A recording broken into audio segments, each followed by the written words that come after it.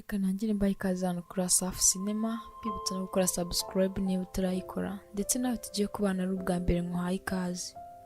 Njye ndi Asafu Obi, like, share na comment byanyu ni ingenzi. Ikaze rero. Ese wowe ari urukundo n'akazi ni icyo ushyira imbere? Ushobora gufatanya urukundo n'akazi se bigakunda? None se wisanze umukoresha wawe yagukunze, byo wabyitwaramo gute? Wamwemerera cyangwa wamuhakanira? Ese umwanzuro wose wafata nta ngaruka wakugiraho? Reka twibwire ko byagendekeye umukobwa wacu Mary, wahoraga yihunza boss we kuko yari yaramukunze, maze agahitamo kujya gukodesha fiance kugira ngo yereke boss we ko atari single. Ntabatindiye rero, dutangiranye n'umugabo uryamye ahantu ubona ko ari mu myanda. Ubwo haba haje umugore ufite ikirahure kirimo juice maze ahita ayimumenaho.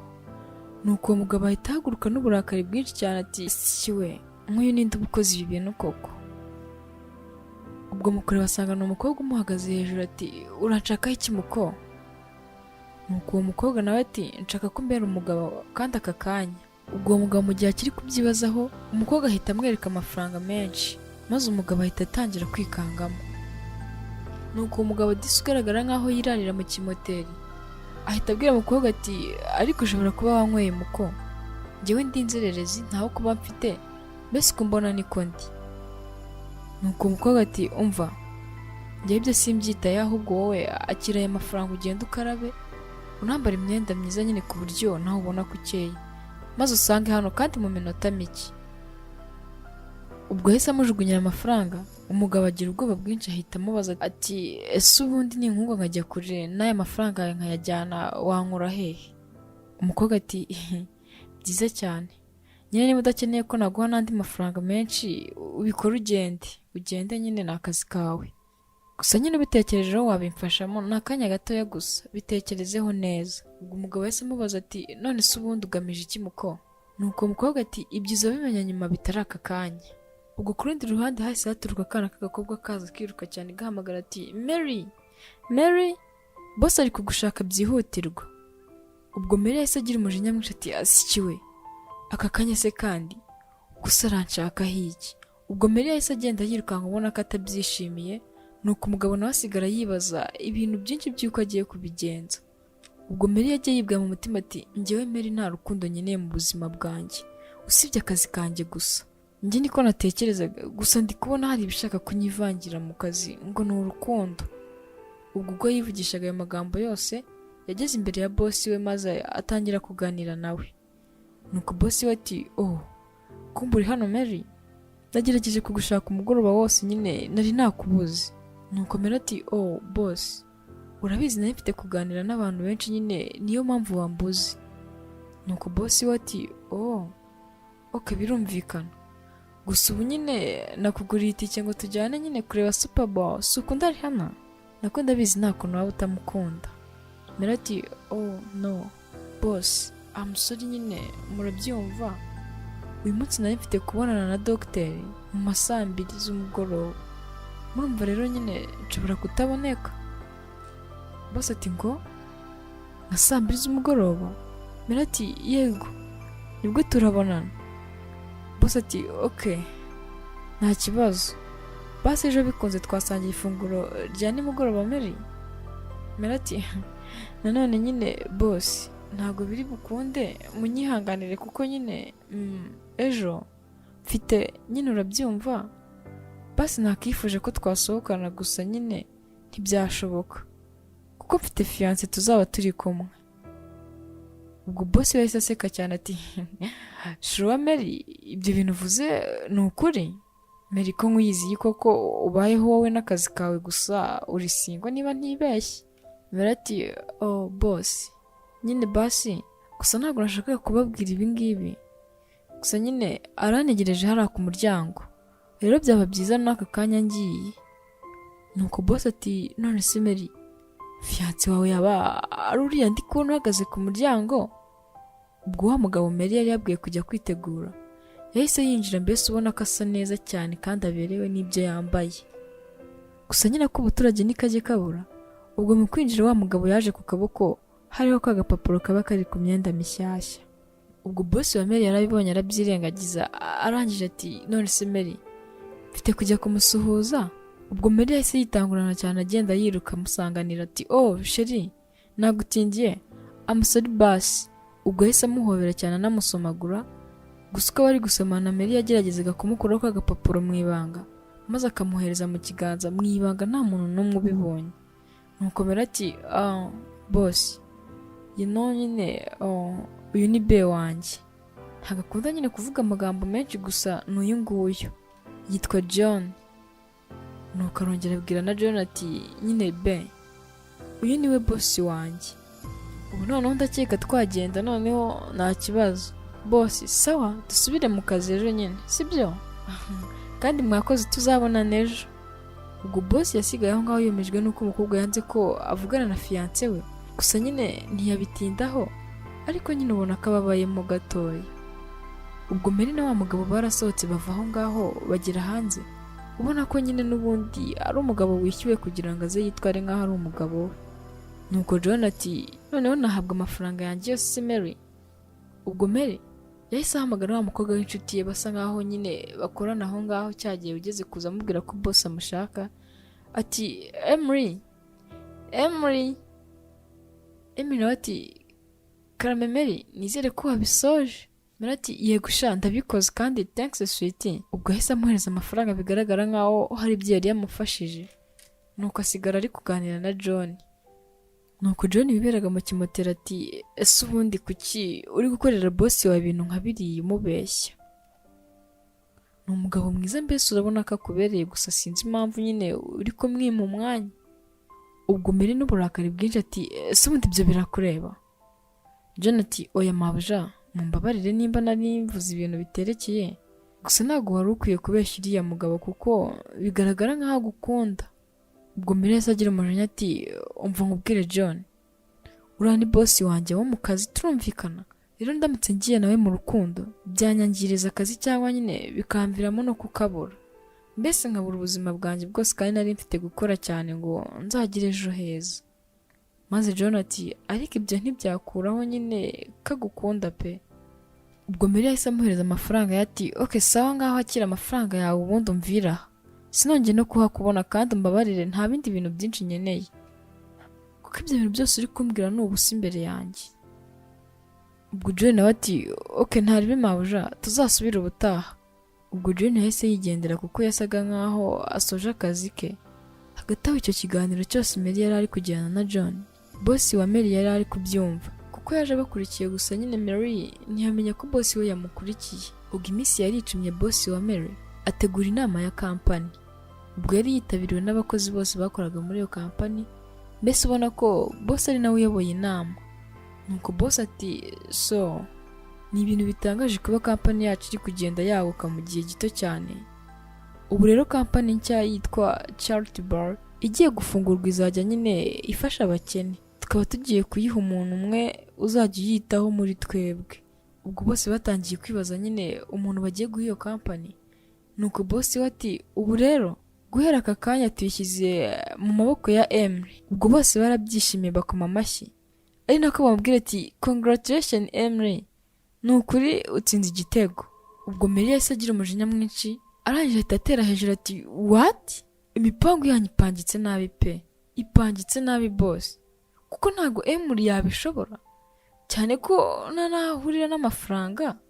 None ngo Emery no, Emery hoya pe, mushaka undi basi mwayiha. Emery ati Mary ni wowe inshuti yanjye uri kuvuga ibyo bintu? Njye natekerezaga ko turi inshuti none ni gutyo mfata ko kubona ntashoboye ku buryo ntabasha kureberera kampani. Nuko Mary n'umujinya mwinshi ati ceceka aho ngaho Emery, aha ngaha turi mu kazi nta by'ubushuti, ubushuti buzajya buza nyuma y'akazi, mu gihe turi mu kazi bibeseriye. Ubwo boss wabo niko kwita ababwira ati umva birahagije mwese mutuze, umva Mary umwanzuro wafashwe, ahubwo mwese mwakoze kwitabira inama irarangiye, reka tugende. Ubwo Mary yahagurutse n'umujinya mwinshi cyane wamurenze, yegezaho intebe mbese ubona ko yavangiwe umutima utari hamwe. Niko kubwira Emery ati umva kwamva imbere nigendere nibyo nyine ushoboye, noneho ujye witwara uko ushaka kuko ubonye kirengera. Ubwo Emery yaramwihoreye kuko nawe yumvaga yatunguwe akurikije uburyo boss wabo yakundaga Mary. Nuko Mary abonye ko Emery yamwimye amatwi ahita agarukira boss we ati okay sawa reka noneho tuganire. None si impamvu y'ibi byose nuko njye nakwirengagije? Mbwira, nuko nagufashe nabi se? Uri kugerageza kwihorera rero. Nuko boss we ati oya ntabwo ariyo mpamvu, kuko njye ibyo ndi gukora nyine ndi kugerageza kwita kuri company kugira ngo itazasubira hasi. Nuko Mary ubona ko yarakaye ati okay noneho reka mbyemere, ku buryo so naduhisha uzayiha ngo ayikontorore maze ukayiha uriya mukobwa utanashoboye. Nuko boss ati no Mary, njye nabonye ko yabasha gukontorora company yacu nyine mbere, mbona kubibagezaho. Ubwo Mary yahise agwa mu kantu ati ubwo se ushatse kuvuga iki boss? Nuko boss ahita amubwira ati okay kanze mbigusobanurire nta kibazo. Ubwo boss yahise afata phone maze amwereka amashusho arimo gusaba wa mugabo ko yamubera umugabo, ubundi amubwira ko atari kuyiha umuntu ubeshya kuriya. Ubwo Mary yacitse intege mbese ubona ko bamuvumbuye, arangije aca bugufi ati boss ni ukuri mumbabarire, ntabwo nzi ibyambayeho uyu munsi, gusa nyine mumbabarire nakabije, gusa nyine uyu munsi nawe wankomereye mu buzima bwanjye. Nuko boss ati bivuze se ko yaba ari wowe Mary nzi uri gusaba imbabazi? Ubwo boss yahise ahaguruka ati okay nyumva neza Mary, ntabwo nzi ibyanjemo ngitekereza ko uri umukobwa mwiza, gusa no wapi kabisa uri umugome, uri sekibi, ikindi kandi akazi kawe karangiriye aha.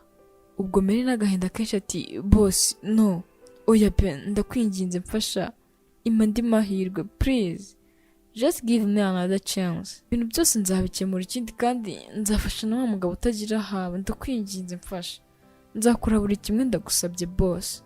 Ubwo Mary muri uko gutakamba kose yabibwiraga boss we wamufashe ku rutugu, maze boss we ubona ko yatwawe n'amagambo Mary ari gukoresha amusaba imbabazi, maze boss we ahita amubwira ati Mary ejo mfite guhura n'abashoramari ba company yacu bidatinze, kandi nyine muhaye umunsi umwe gusa wo kuba wamaze kubitekerezaho kandi ukanisubiraho. Ubwo rero nyine reka tuzabonane nyuma y'uwo munsi wabanje gutekereza neza ku byo ugiye guhindura muri wowe. Ubwo Mary ibyo yabyumvise vuba vuba ndetse anashimira boss we maze ahita agenda. Ubwo Mary yagiye nta kindi kintu ari gutekereza usibye gushaka wa mugabo ngo amubaze impamvu yamufashe video, kandi akongera agatekereza ko ahawe n'umunsi umwe gusa wo kuba yamaze kwitekerezaho. Arangije yataye umutwe ahandi yahuriye na wa mugabo bwa mbere ngo arebe ko yahamubona. Nuko Mary n'umujinya mwinshi ati asikiwe nk'ubuhama nkakabona, urareba ngo karajya kunkoza isoni, niko wa mugabo utagira haba, urihe koko urihe? Ubwo yakomeje gushakira mu mapuberi aho ngaho ubona ko yataye umutwe, ari nako atakamba ati Imana imfashije nkamubona gusa. Ubwo wa mugabo yumvise urwo rusaku rwa Mary ahita ahagurukira hirya yaho gato ati niko madamu, ninjye waba uri guhamagara se? Nyamara ejo wari uri kumuhamagara ngo ndi fiance wawe. Ubwo Mary yahise amubwira ati niko mbwira, kuba banyirukanye ku kazi se byagushimishije? Ibyanjye byashyizwe ku mugaragaro, byagushimishije? Ubwo umugabo wese amera nkaho nta kibimubwira ati cyane rwose birumvikana kuko reba hariya. Ubwo Mary mu kureba yahise abona ko hari kamera zifata amashusho, umugabo yabimwerekaga ubona ko nta kibazo yifitiye, nyine ubona ko bitamutunguye arimo no kwisekera. Ubwo Mary yahise abwira wa mugabo ari we John ko aramuha amafaranga yose yifuza, ariko amwemerere nyine ajye kure y'umujyi barimo kuko byose byari biri guterwa nawe, kuko ubwo yamwerekanye nk'umugabo we kandi ari ukubeshya. Maze ubwo John abaza Mary ati ese ubundi madamu kuki ukunze akazi cyane kurusha ubuzima bwawe? Ubwo Mary yahise amusubizanya uburakari bwinshi ati nk'ibyo se ushaka kubimenyera iki umuntu nkawe w'inzererezi? Ubwo John yahise amubwira ati humura rero madamu, nubwo mbona gutya nanjye nawe zimeze nkawe kuko nasaga nk'uhagarariye nanjye abantu mu kazi, kandi natekerezaga ko nta muntu n'umwe nitayeho uretse amafaranga, gusa kampani yaje gusubira inyuma ndetse iza no guhomba mu mwaka umwe gusa. None ubu ndi hano njyenyine nta muntu n'umwe unyeneye. Yego iyo ushaka kubaka ikintu cy'ingenzi ugomba gukora cyane, ariko ntiwirengagize ubuzima bwawe bwo hanze y'akazi. Ubu rero nawe kugira ngo njye aho uri kunyohereza hari icyo ugomba kunkorera. Mary ati ubwo se ni igiki ushaka ko ngukorera? Nuko John ati waza tukajyana nkagira icyo nkwereka. Ubwo John yajyanye na Mary aho akorera akazi ke ka buri munsi. Ubwo Mary byaramutunguye cyane arangije ati ariko uri kunyinisha John? Ubwo John yaramwihoreye, ahubwo akomeza kugenda amubwira ibyo azamufasha nawe. Ati icya mbere rero nshaka kuzamfasha, ugomba kuzampa ibizantunga aho nzaba nagiye, cyangwa se ukaza ukamfasha muri bizinesi yanjye. Ubwo Mary we yumvise ko ibyo bitamureba kandi amubwira ko atagomba kugira icyo amuha ngo ni ukumutunga. John nawe akomeza gutanga ibyo kurya kuko yari ko kazi yakoraga. Nuko John arangije ati umva nkubwire nyine Mary, ibi ndimo ni akazi kanjye kandi niko gaciro kanjye, kuko bimpaye amahoro nk'uko nawe ubyibonera. Ubwo Mary byaramuriye arangije abwira umugabo ati reba, buri gihe ntanga amafaranga nanjye nyine mu butabazi ndetse n'ibyo nkora 10% bijya ku bantu batagira naho kuba kandi batishoboye. Ubu se nibanyirukana ku kazi biragushimisha? Uri kumva se nzabigenza gute abo nafashaga nzongera kubafasha? Ubwo muri uko kwinginga kwa Mary kugira ngo John abashe kuba yajya kure y'umujyi maze Mary asigarana akazi ke, John we yakomeje kwirangira ati okay sawa naribi kandi amahirwe masa mu gushaka akazi gashya. Ninagenda se uri kumva uzakagumaho? Gusa ndi kwibaza igihe bizagutwara kugira ngo ubone umugabo da, uri kwiyangishwa abagabo bakize. Ubwo Mary yahise yivugishwa n'umuriro mwinshi ati ngwiki? Ubwo si byo nicyo uri kumbwira? Erega nta n'isoni uratinyuka ukambwira ngo nze mfatanye nawe muri ubu busabusa uri gukora. Ubwo Mary n'umujinya mwinshi yahise amena ibyari bimuri imbere, arangije ahita yikubita aragenda. Ubwo bari aho bose baramurebye mbese ubona ko bababaye kuko yari amenye ibyo bari kurya. Ko mbyisi wa mugabo ntabwo yari inzererezi, ahubwo afasha abana b'inzererezi n'abandi bantu benshi batagira aho kuba. Ubwo nabyo twabonye ari kugenda atanga ni uburyo bwo kubafasha kugira ngo babone icyo barya kuko batagiraga aho kuba. Ubwo wa mugabo n'agahinda kenshi yahise yegera Mary ati Mary, aka kanya buri muntu wese uri hano utagira haba ari gutekereza ko wowe uri umugome. Ese abantu bose mfasha uzabagurira amatike bose maze njyane nabo? Nuko Mary n'umujinya ati n'ubundi mwese mwangije akazi kanjye. Ubwo John yahise abwira Mary ati umva nkubwire Mary, irebe sibyo, irebe ku giti cyawe. Buri muntu wese ari kukwanga, bosi wawe yakwanze, abo mukorana bakwanze, mbese sigaye uri umwe gusa. Yewe n'abantu bari hano batishoboye bose ntibaguha icyubahiro kubw'ibyo ukoze bareba. Ubwo se uri kumva ibyo ari ibiki koko? Kuba wabona amafaranga akagwira ari menshi ku ikarita yawe? Ngaho genda uyafate sera, ariko ngo nta muntu n'umwe ukeneye wo kugufasha.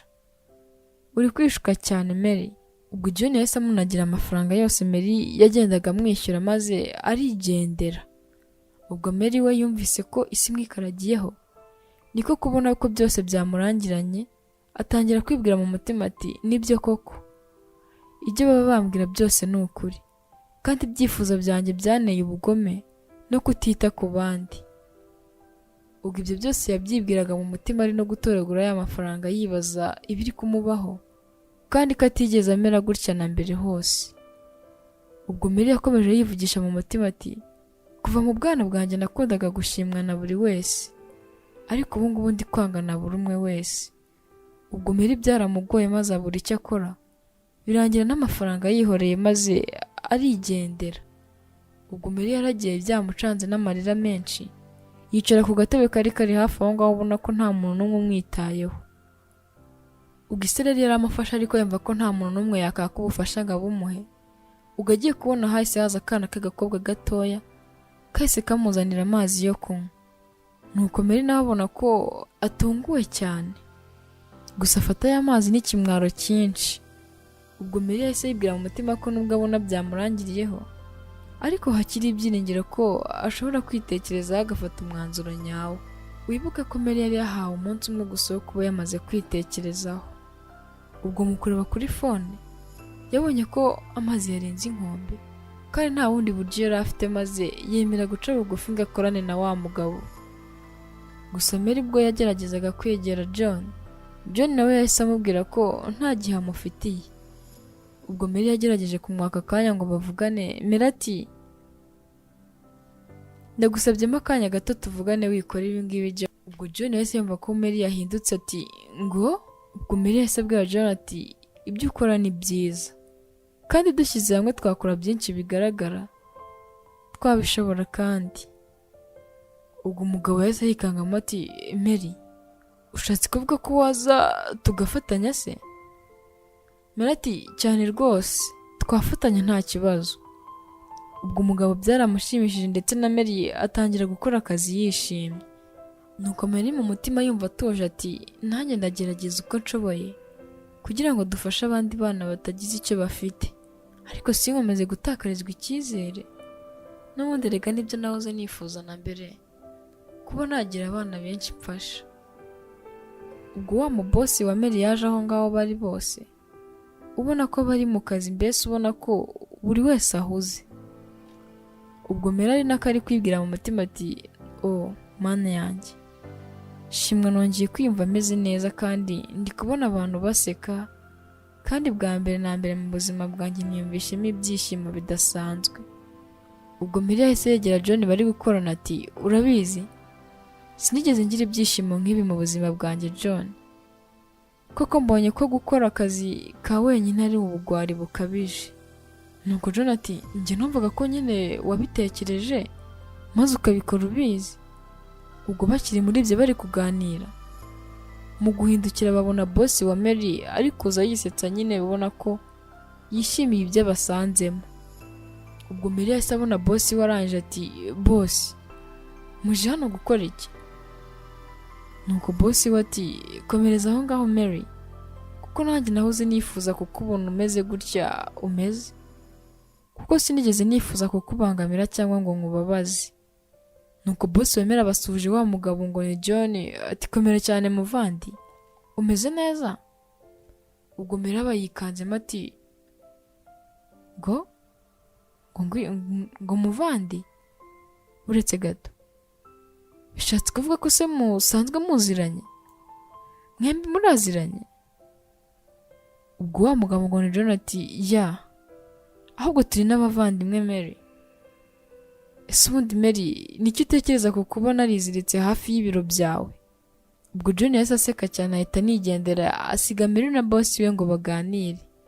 Ubwo Mary n'ibimwaro byinshi n'udusoni twa hato na hato atangira kwisetswa ati bosi none se wari ubizi ko atari umugabo wanjye kandi wari ubizi ko ari ibinyoma kino gihe cyose? Nuko bosi we ati ariko Mary igihe nakubwiriye ngo ujye unyita Freddy nabyo ntiwabishobora, kuba nari mbizi se byo byaba byaraguhagaritse? Mary ati oya Freddy, ariko waranyirukanye mu kazi. Disi burya mu bosi wa Mary yitwa Freddy, ariko Mary we kubera kumwubaha no kumutinya ntiyari gushobora kumuvuga mu izina. Nuko Freddy ati ibyo uvuga se koko ubihagazeho Mary? Nuko Mary ati none se hari aho mbeshye Freddy? Basi ndagusaba imbabazi ku bwa buri kimwe mumbabarire.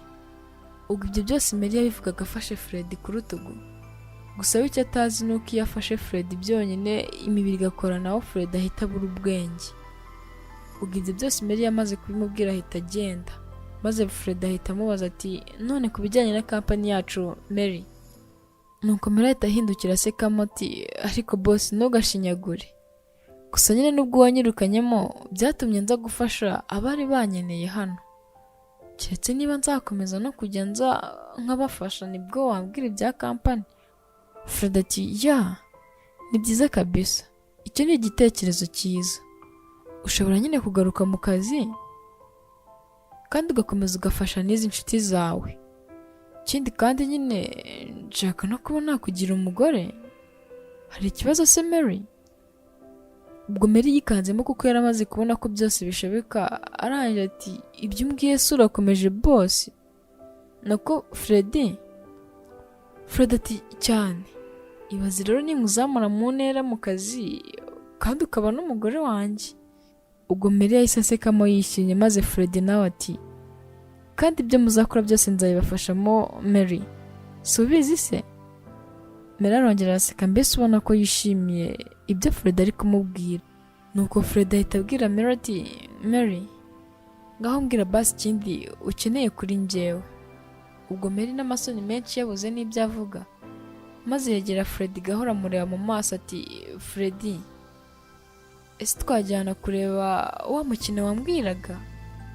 Ubwo muri ako kanya n'ibyishimo byinshi bose baba barahoberanye, maze Mary mu mutima watangira kwivugisha ati koko nta mubare n'umwe w'amafaranga wasimbura abantu bagukunda kandi bakora buri kimwe ku bwawe igihe ubakeneye bakagufasha. Ubwo byarangiye abari aho bose bakoma amashyi, mbese ubona ko bishimiye urukundo rwa Mary na Fred. Nubwo Fred byamugoye ariko bitumye yibonera umugore mwiza kandi umwubaha. Nshuti yanjye, maze ntabwo ari byiza gufata igihe cyose ukagiharira akazi, kuko n'umutima uba ukeneye ibiwutunga, harimo urukundo, kwishimana n'abandi ndetse no guseka. Hato bitazakugendekera nk'uyu mukobwa wacu ngo ni Mary washatse kwima Fred amahirwe kandi amukunda ngo ni uko ari guharanira akazi. Ikindi kandi kwihangana bitera kunesha. Mwakoze cyane kubana nanjye, nari Asaf Obi. Kanda like, share na comment nimba wabikunze, utibagiwe na subscribe hano kuri Asaf Cinema. Ndabakunda cyane, dusubire mu y'ubutaha.